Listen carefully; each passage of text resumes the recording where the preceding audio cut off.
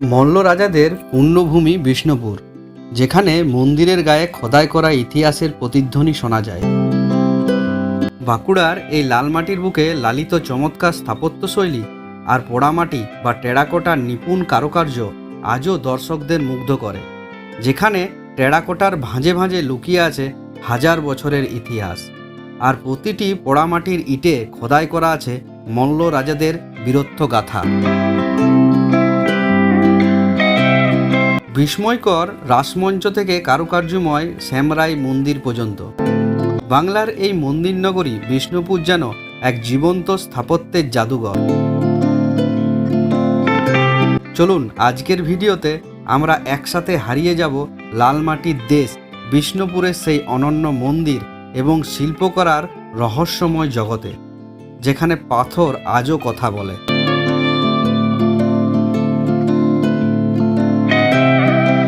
দীর্ঘ প্রতীক্ষার পর আজ আবার আমরা সেই পুরনো 5 বন্ধু একসাথে। স্কুল আর কলেজের জীবনের সেই সোনালি দিনগুলো শেষ হওয়ার পরে বাস্তবতার চাপে আর কোনো দিন সবাই মিলে বের হওয়া হয়নি। সেই টিফিন ভাগ করে নেওয়া, ক্লাসরুমের দুষ্টুমি, সব যেন স্মৃতির পাতায় ধুলো জমাচ্ছিল।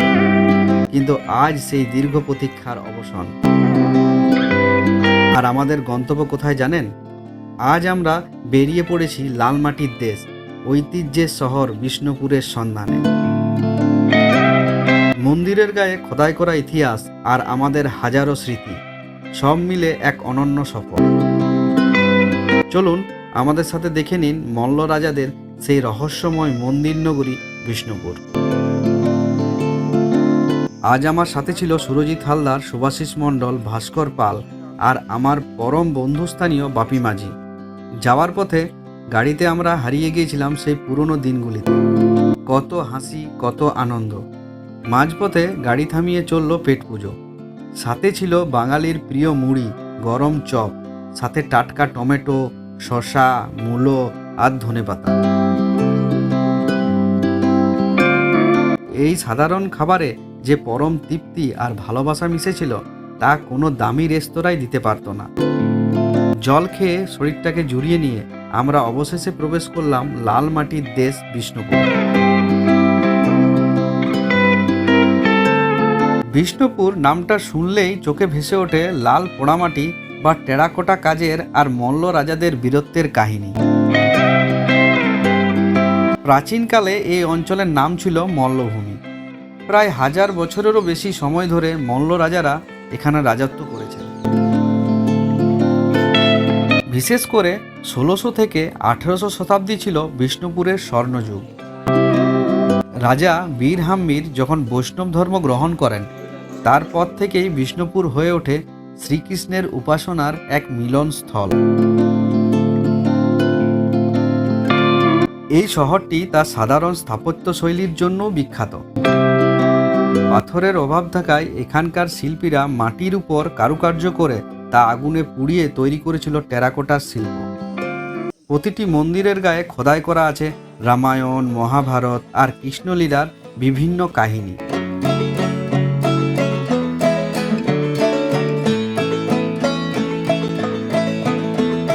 কেবল মন্দিরের জন্য নয়, বিষ্ণুপুর বিখ্যাত তার বালুচারি শাড়ি, 10 অবতার তাস আর দলমাদল কামানেরও জন্য। মল্ল রাজারা শুধু শিল্পের অনুরাগী ছিলেন না, তারা ছিলেন প্রজাবৎসল। সেচের ব্যবস্থার জন্য তারা বড় বড় দিঘি খনন করেছিলেন, যেগুলোকে স্থানীয় ভাষায় বাঁধ বলা হয়। এখানে 8টারও বেশি বাঁধ খনন করেছিলেন। আজও বিষ্ণুপুরের বাতাসে সেই রাজকীয় অভিজাত্য আর মাটির সোতা গন্ধ পাওয়া যায়।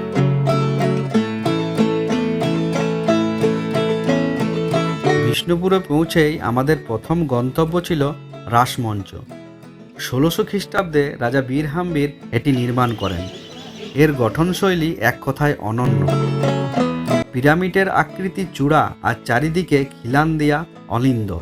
100 বছর আগের মল্ল রাজাদের তৈরি এগুলো, পোড়ামাটির বিষ্ণুপুর জায়গা।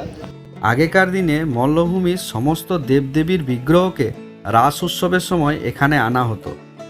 এটি বাংলার প্রাচীনতম এবং বৃহত্তম রাসমঞ্চ।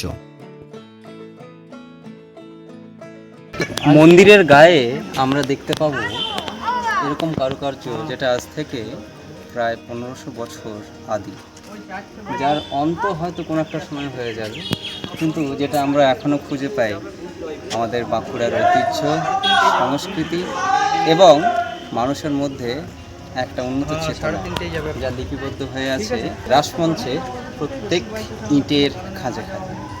এরপর আমরা এলাম মা মৃন্ময়ী মন্দিরে। রাজা জগৎমল্ল এই মন্দিরটি প্রতিষ্ঠান করেন। বিষ্ণু পরিবারের রাজ পরিবারের কুলদেবী হলেন মা মৃন্ময়ী। এই মন্দিরের সবচেয়ে বড় বৈশিষ্ট্য হলো এখানেই প্রথম দুর্গাপূজার সূচনা হয়েছিল বলে মানা হয়। আজও রাজকীয় প্রথা মেনে এখানে মহা সমারোহে পূজা সম্পন্ন হয়। মৃন্ময়ী মন্দিরের ঠিক সামনেই যে মন্দিরটি আমাদেরকে মুগ্ধ করলো তা হলো রাধাশ্যাম মন্দির। 1758 খ্রিস্টাব্দে রাজা চৈতন্য সিং এটা নির্মাণ করেন।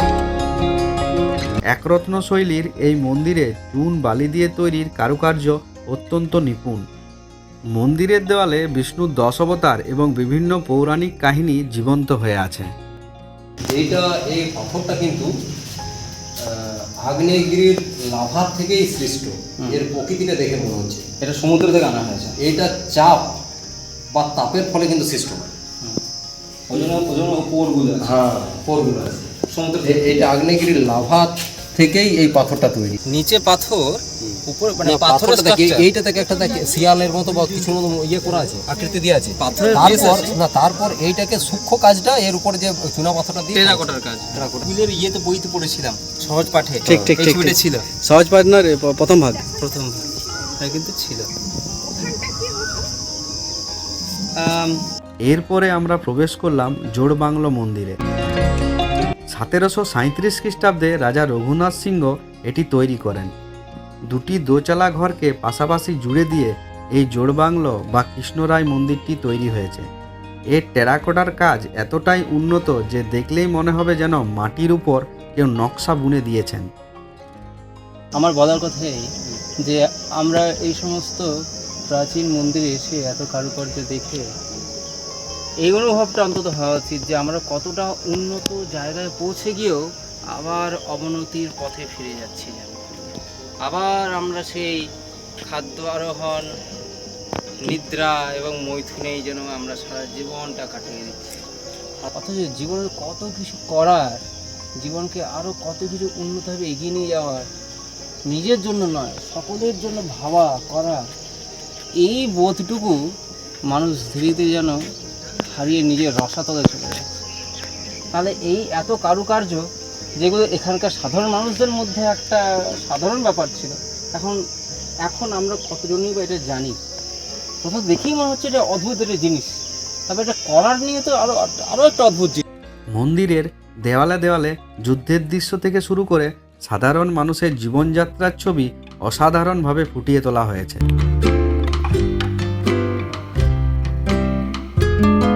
বিষ্ণুপুরের টেরাকোটা শিল্পের শ্রেষ্ঠ নিদর্শন হল এই শ্যামরাই মন্দির। 1643 খ্রিস্টাব্দে রাজা রঘুনাথ সিংহ এটি নির্মাণ করেন। এটি একটা পঞ্চরত্নের মন্দির, অর্থাৎ এর মাথায় 5টি চূড়া আছে। মন্দিরের প্রতিটি ইঞ্চিতে খোদাই করা আছে রাধাকৃষ্ণের লীলা এবং অলঙ্কার।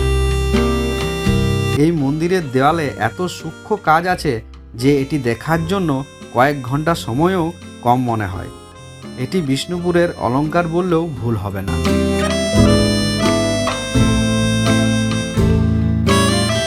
বিষ্ণুপুরের অন্যতম বড় মন্দির হল লালাজি মন্দির। 1658 খ্রিস্টাব্দে রাজা বীর সিংহের আমলে এটি নির্মিত হয়। এটিও একটি এক রত্নের মন্দির, যা একটি চূড় বেদির উপরে দাঁড়িয়ে আছে। মন্দিরের চারিদিকের প্রশস্ত চত্বর আর তার শান্ত পরিবেশ আমাদের মন কেড়ে নিল। মন্দিরের দেওয়ালে ভগবান বিষ্ণুর বিভিন্ন অবতারের কাহিনী খোদাই করা আছে। মল্ল রাজাদের ভক্তি আর স্থাপত্য প্রেমের এক উজ্জ্বল দৃষ্টান্ত হয়ে আজও এই মন্দিরটি মাথা উঁচু করে দাঁড়িয়ে আছে। এবার আমরা এলাম সেই ঐতিহাসিক প্রবেশদ্বারে, যেখান দিয়ে বিষ্ণুপুরের রাজারা প্রাসাদে প্রবেশ করতেন। এটি বড় পাথর দরজা নামেও পরিচিত। বড় বড় ল্যাটারাইট পাথর দিয়ে তৈরি এই বিশাল গেটটি মল্ল রাজবংশের শক্তির প্রতীক। এই গেটের উপর সৈন্যদের পাহারা দেবার জায়গা ছিল, যেখান থেকে শত্রুদের গতিবিধি লক্ষ্য করা হতো। সত্যি বলতে এই গেটটি দিয়ে যাওয়ার সময় মনে হচ্ছিল আমরা যেন কয়েকশো বছর পেরিয়ে ইতিহাসের পাতায় ঢুকে পড়েছি। ভ্রমণের শেষে আমরা পৌঁছালাম মল্ল রাজাদের আরাধ্য মদনমোহন মন্দিরে। 1694 খ্রিস্টাব্দে রাজা দুর্জন সিংহ এটি নির্মাণ করেন। এই মন্দিরের টেরাকোটার প্যানেলগুলি অত্যন্ত আকর্ষণীয়। কথিত আছে মারাঠা বর্গীদের আক্রমণের হাত থেকে এই মদনমোহনই বিষ্ণুপুরকে রক্ষা করেছিলেন। আজও এখানে নিত্য পূজা হয় এবং এক শান্ত আধ্যাত্মিক পরিবেশ বিরাজ করে। মন্দিরের আলিন্দে দাঁড়িয়ে পড়ন্ত বিকেলের ইতিহাসের এই নীরব সাক্ষী হয়ে থাকা আমাদের বিষ্ণুপুর ভ্রমণকে পূর্ণতা দিল। বন্ধুদের সাথে কাটানো এই দিনটি আমাদের স্মৃতির পাতায় সোনার অক্ষরে লেখা থাকবে। ইতিহাস, স্থাপত্য আর বন্ধুত্ব সব মিলিয়ে বিষ্ণুপুর আমাদের দু হাত ভরে আনন্দ দিয়েছে। বিষ্ণুপুরের প্রতিটি মন্দির আর প্রতিটি ইট যেন ইতিহাসের এক একটা না বলা গল্প। তবে আজকের এই সফর শুধু ইতিহাস দেখানো নয়, বরং বন্ধুদের সাথে হারানো সময়কে খুঁজে পাওয়ার। ব্যস্ত জীবনের মাঝে এমন ছোট ছোট মুহূর্তগুলোই আসলে বেঁচে থাকার রসদ যোগায়। আমাদের এই বন্ধুত্বের সফর কেমন লাগলো তা অবশ্যই কমেন্ট করে জানাবেন এবং এই মন্দির নগরী একবার হলেও সশরীরে এসে ঘুরে যাবেন। দেখা হবে আবার অন্য নতুন পথে, নতুন কোনো গল্প নিয়ে। ভালো থাকবেন, সুস্থ থাকবেন। নমস্কার। প্রাচীন স্মারক ও পুরাতত্ত্ববিদ স্থল হিসেবে ঘোষিত করা হয়েছে এবং এটি হলো একরত্ন শৈলীর মন্দিরটি ল্যাটেরাইট পাথরে নির্মিত এবং বৃহৎ বর্গাকারের ভিত্তিবেদির উপর স্থাপিত। ঈষৎ বাঁকানো ছাদের উপর একটি মাত্র চূড়া বা রত্ন রয়েছে। ঈষৎ বাঁকা, উপরটি ঈষৎ বাঁকা। মন্দিরের তিন দিকে ত্রিখিলান প্রবেশ পথ রয়েছে। বর্গাকার গর্ভগৃহের প্রবেশের জন্য এক খিলান বিশিষ্ট প্রবেশ পথ আছে দক্ষিণ ও পূর্ব দিকে। পশ্চিমে একটি সোপানও রয়েছে। গর্ভগৃহের ভিতরে ছাদ